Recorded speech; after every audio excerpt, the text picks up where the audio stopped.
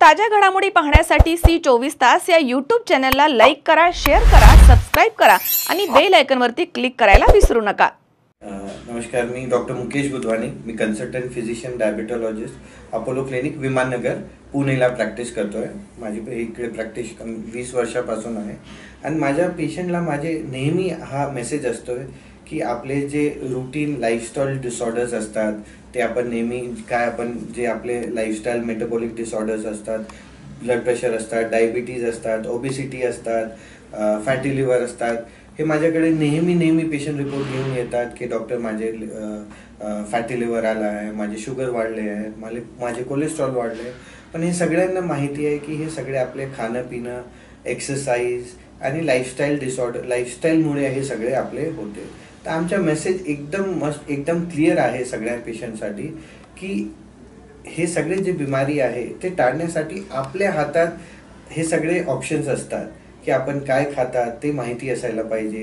Routine medical checkup आपले जे आपण इकडे अपोलो क्लिनिकमध्ये आम्ही हे जे करतात की रूटीन मेडिकल चेकअप करतात, पेशंटचे काय पॅरामीटर्स आहे, पेशंटचा फॅटी लिव्हर कशामुळे आहे, त्याचे रिझन काय आहे, पेशंटची डायजेशन कॅपॅसिटी कशी आहे, व्हायटमिन डेफिशियन्सी आहे की नाही, पेशंटला कशामुळे ते वीकनेस होतात, हेडेक होतात।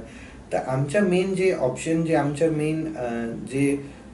मेन अप्रोच असतात की पेशंटसाठी इकडे अपोलो क्लिनिक विमाननगरमध्ये की पेशंटचा डिझीज प्रिव्हेंटिव्ह हेल्थ चेकअप करून ते डायग्नोसिस करतात आणि त्याच्या वेळेवर ऑटोमॅटिकली ते आपल्याला काय डाईट घ्यायची, आपल्याला काय मेडिसिन्स घ्यायच्या आणि आपल्याला छोटी काय काळजी घ्यायची की आपल्याला मोठे डिझीज जे आपल्याला आपण म्हणतात कोरोनरी आर्टरी डिझीज या आपल्याला डायबिटिक रेटिनोपॅथी, डायबिटिक न्यूरोपॅथी ते नाही झाले पाहिजे। To prevent all this disease like major diseases ते आपल्याला छोटे काय आपल्याला बॉडीमध्ये प्रॉब्लेम आहे ते आपण रूटीन हेल्थ चेकअप करून त्यांना ते जे ॲडवाईस करतात पेशंटला आणि जे पेशंट फॉलो करतात तर त्यांना हे खूप चांगले रिझल्ट्स मिळतात। कोरोना नंतरचं जग बदललं आहे का किंवा त्याच्यामुळे आजारांची संख्या वाढली का किंवा रुग्णांना त्याचा काही त्रास होतोय का, त्या लस वगैरे असे जे गैरसमज पसरले तसा काही विषय आहे का कोरोना नंतर? कोरोना डिझीज नंतर काय झालंय ते काय फायदे तर झाले पण नुकसान जास्त झाले आहे।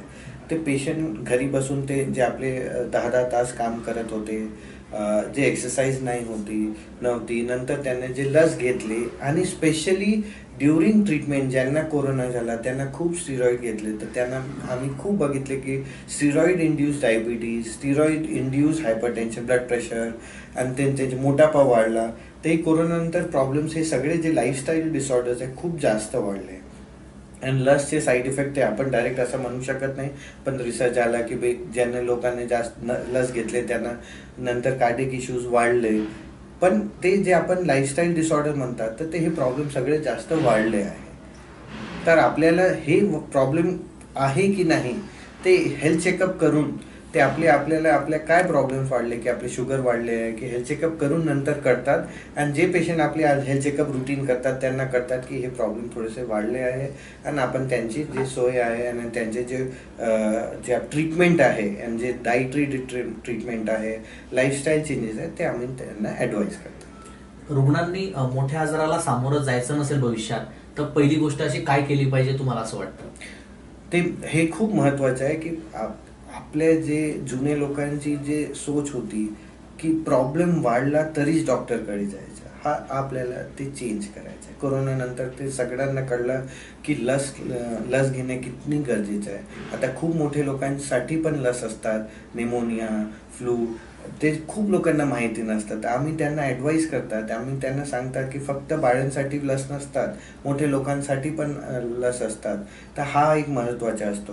दुसरा डॉक्टरांकडे त्यांचे लाईफस्टाईल चेंजेस आणि त्यांना प्रिव्हेंटिव्ह काय आपल्याला करायचं आहे हे याच्यासाठी आपल्याला डॉक्टरकडे व्हिजिट करायचं असतं। जुने लोकांची कसा सोच असतात की प्रॉब्लेम झाला तर डॉक्टरकडे जायचं, पण आम्ही म्हणतात नाही, तुम्ही दरवर्ष आपले रुटीन चेकअप करा आणि जे पण रिपोर्ट आले जे पण आहे ते स्वतः डॉक्टरकडे जाऊन दाखवा आणि जे पण ॲडवाईस असेल त्यांचे ते ॲडवाईस फॉलो करा। फॅमिली डॉक्टर किती महत्त्वाचा असतो प्रत्येक कुटुंबासाठी?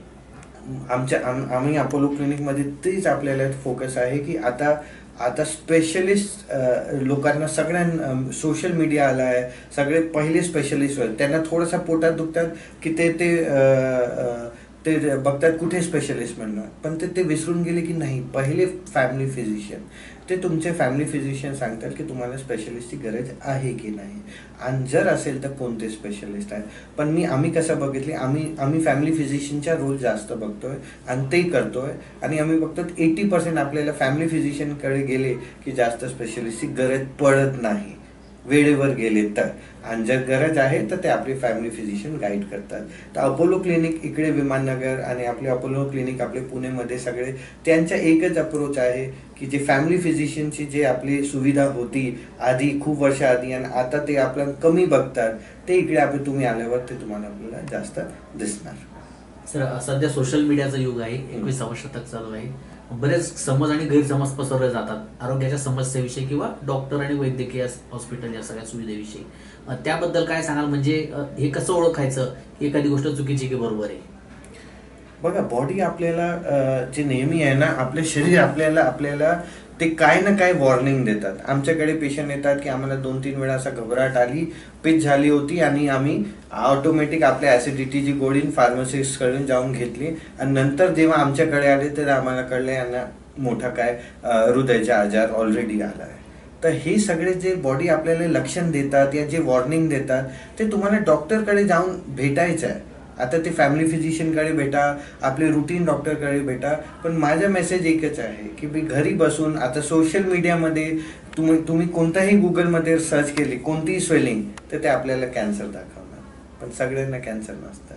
तर हे कोणी सांगतात की हे प्रॉब्लेम आहे की नाही, किती मोठा आहे, कसं डायग्नोज करायचं. तर गुगलची इन्फॉर्मेशन या सोशल मीडियाची इन्फॉर्मेशन चांगली असते, खराब नाही आहे, पण डॉक्टर वेगळं असतात. तुम्ही तेच जाऊन डॉक्टरकडून ते कन्फर्म करायचं. तर ते जे पण इन्फॉर्मेशन आहे चांगली आहे घ्या, पण ते स्वतः ट्रीटमेंट नको करायचं. वर्षभरात असे कुठले उपक्रम आहे आपलं हॉस्पिटल जे घेतं किंवा शिबिर असेल असं काही घेतं की ज्याच्याने नागरिकांमध्ये आरोग्याविषयी चांगली जनजागृती होईल, असे कुठले गोष्टी आपण करतो वर्षभरात? आमच्याकडे काय होते, वर्षभर जसं वर्ल्ड हार्ट डे आहे, वर्ल्ड हेल्थ डे आहे असतात. आता आमच्याकडे हे जे प्रिव्हेंटिव्ह हेल्थ चेकअप्सवर आम्ही स्पेशली डिस्काउंट देतात रुग्णांना.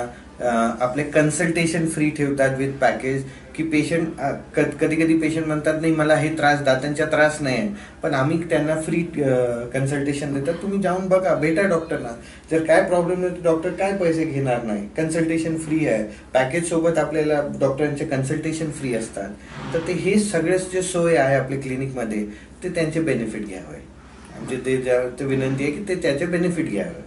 आजच्या तरुण पिढीला काय संदेश देतात बाबा, आरोग्याविषयी काय काळजी घेतली पाहिजे तरुण पिढीने? बघा, आता आपण जे ऐकतात सोशल मीडिया पण सांगतात आपल्याला की आता थोडंसं ते आपण जे म्हणतात की जेवण या फूडमध्ये ॲडल्ट्रेशन वाढलं आहे आणि आपल्या लोकांना माहिती आहे की बाहेर खाण्यामुळे जी क्वालिटी ऑफ फूड आहे ते खूप चांगलं नाही आहे. कॉम्पिटिशन वाढली आहे. रेस्टॉरंट आपल्याला स्वस्त देण्यासाठी काय ना काय आपल्याला क्वालिटीमध्ये कॉम्प्रोमाइज करतात. तर बाहेर जेवण थोडंसं कमी करायचं आहे, घरचे जेवण जास्त चांगलं खायचं आहे. आपल्या महत्त्वाचं हे नाही की आपण किती खातात, महत्त्वाचं आहे की आपण काय खातात. तर ते हे थोडासा जे गायडन्स आहे जे आपले वडील पण देतात, आपले स्कूलमध्ये टीचर पण देतात की काय हेल्दी खायचं, पण हे डॉक्टरकडून भेटून काय खायचं, ते डायटरी काय फॉलो करायचं हे त्यांना ते आपल्या ॲडवाईस घेऊन आपल्या नेहमी ॲडवाईस घ्यायचे आपल्याला. माझी ही विनंती आहे. येत्या 7 तारखेला जागतिक आरोग्य दिन आहे. कशा पद्धतीने शुभेच्छा द्याल आणि नवीन पिढी जी डॉक्टर की वैद्यकीय क्षेत्रात येते त्यांना पण तुम्ही काय संदेश देऊ इच्छिता, काय सांगू इच्छिता? माझ्या हे सगळे डॉक्टरना विनंती आहे आणि पेशंटला पण सांगतो की हे जे फॅमिली फिजिशियन आधी आमच्याकडे होते, आम्ही पण लहान होते, आमचे एक फॅमिली फिजिशियन होते. घरचे सगळे प्रॉब्लेम, घरचे सगळे लोक काय पण असतात तर ते पहिले जाऊन फॅमिली डोक्यात दुखला तर डायरेक्ट न्यूरोलॉजिस्ट नाही गेले की फॅमिली फिजिशियनकडे. तर आपल्याकडे मग डॉक्टरांकडे आणि आपले जे बाकीचे जे नवीन पिढीचे लोक आहेत त्यांना पण मग सांगायचे की फॅमिली फिजिशियन सारखी वस्तू असतात, फक्त त्यांना पहिले कन्सल्ट करायचं. कोणताही प्रॉब्लेम झाला तर डायरेक्ट आपल्या स्पेशलिस्टला जाऊन आपल्याला ते जाऊ शकतात. आपल्याला जे ओपिनियन घ्यायची ते घ्या, ऑनलाईन अवेलेबल असतात ते. आपले स्पेशलिस्ट पुण्यावर सगळेकडे अवेलेबल आहे. पण आपली फॅमिली फिजिशियन ते आपले सगळे पेशंटना फॅमिलीना एक फॅमिली फिजिशियन असायला पाहिजे. आणि अपोलो क्लिनिकमध्ये ते आपले जे सुविधा आहे, सोय आहे ते आपण त्याचे फायदे घ्यायचे. शुभेच्छा सगळ्यांसाठी. आणि माझ्या ही विनंती आहे की आपल्या आरोग्याची काळजी घ्यायची, चांगला हेल्दी जेवण करायचा आणि वेळेवर व्यायाम करायचा आणि आपले जे बेसिक जे आपले व्यायामसाठी आहे आणि बेसिक जे लाईफस्टाईल जे मॉडिफिकेशन्स आहेत ते चांगल्याने पाळायचे.